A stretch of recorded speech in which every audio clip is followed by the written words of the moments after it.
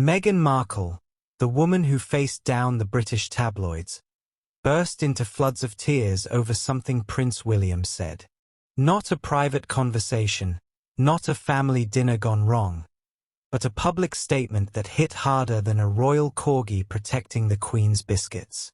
But here's where it gets properly mental. This wasn't just any statement. Harry claims the palace was happy to lie to protect my brother, and yet for 3 years they weren't willing to tell the truth to protect us. Welcome back to Royal Cookies, where we serve up the juiciest royal gossip with a side of heart-wrenching humanity. Please remember to subscribe and click on the notifications bell icon, so you will be notified whenever we upload new cookies about the British royal family. That's not just throwing shade. That's launching a full solar eclipse at the monarchy. So stick around because we're about to dissect every delicious detail of this royal meltdown. And trust me, it's more twisted than the Queen's Christmas speech getting interrupted by Love Island. The story takes us back to early 2020, right after the infamous Sandringham Summit. You know, that emergency royal meeting that was basically the family intervention from hell. Picture this: Queen Elizabeth, now Charles, William, and Harry all sitting around a table discussing Harry and Meghan's future like they're dividing up the family Netflix password. Harry later described this meeting as terrifying. To have my brother scream and shout at me and my father say things that just simply weren't true, and my grandmother, you know, quietly sit there and sort of take it all in. I mean, when your own brother is screaming at you while Granny watches like she's judging a particularly brutal episode of Come Dine With Me, you know things have gone properly pear-shaped. But here's where the plot thickens like proper British custard. After this meeting, rumors started swirling faster than gossip at a church bake sale. A story emerged suggesting that Harry and Meghan's decision to step back wasn't entirely their choice, that they were essentially bullied out by Prince William.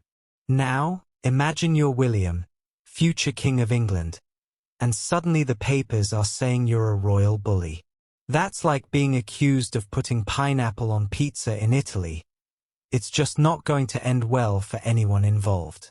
So what does William do? Does he ignore it? Does he have a quiet word? Oh no, darling.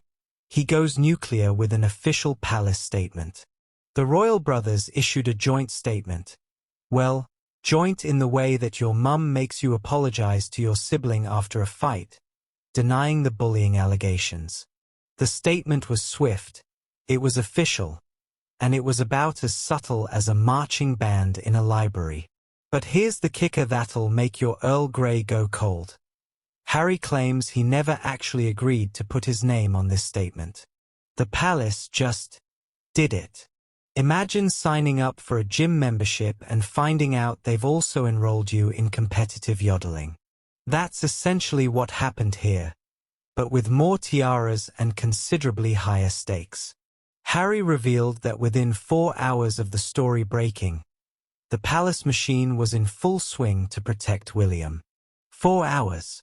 That's faster than it takes most of us to decide what to have for dinner, and the palace had already crafted a full PR defense strategy. The statement essentially said absolutely not. William never bullied anyone. This story is completely false. Move along, nothing to see here. Standard royal damage control. Really? Like when they pretend Prince Andrew's interviews go swimmingly. But the speed of this response? That's what really got under Harry's skin. Because while the palace could mobilize their entire communications team to defend William in the time it takes to watch a single episode of The Crown, they apparently couldn't be bothered to defend Harry and Meghan for 3 whole years. It's like having parents who immediately ground your sibling for breaking your toy but let the neighbor's kids trash your room for years. The double standard was so obvious. You could see it from the International Space Station. When Harry told Meghan about the palace's lightning-fast defense of William, she burst into floods of tears. And these weren't just a few tasteful royal tears like you might shed at a particularly moving changing of the guard. We're talking full emotional meltdown. Think about this from Meghan's perspective for a hot minute. She's been dealing with negative press coverage that would make even the most seasoned celebrity consider a career change to hermit farming. The tabloids have been more relentless than a toddler asking why on a 3-hour car journey. And through all of this, the palace response has been crickets. Radio silence.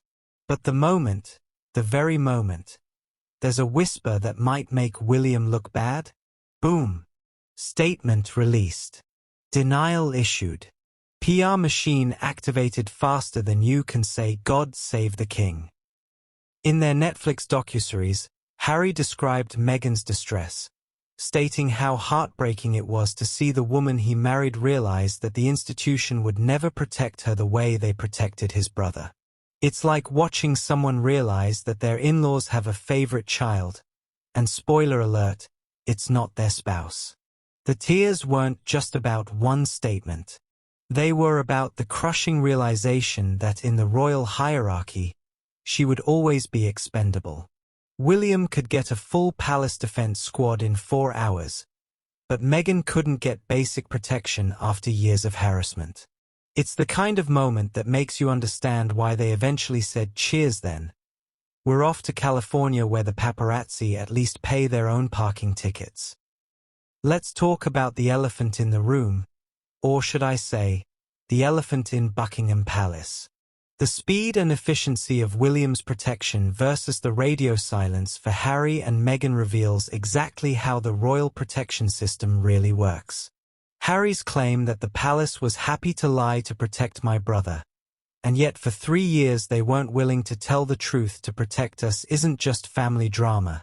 It's a masterclass in institutional priorities. Think of the palace PR machine like a fancy restaurant. William gets the full tasting menu with wine pairings and a personal sommelier. Drop your thoughts in the comments below. I want to know if you're Team Sophie or if you think I'm seeing green where there's just good fashion sense.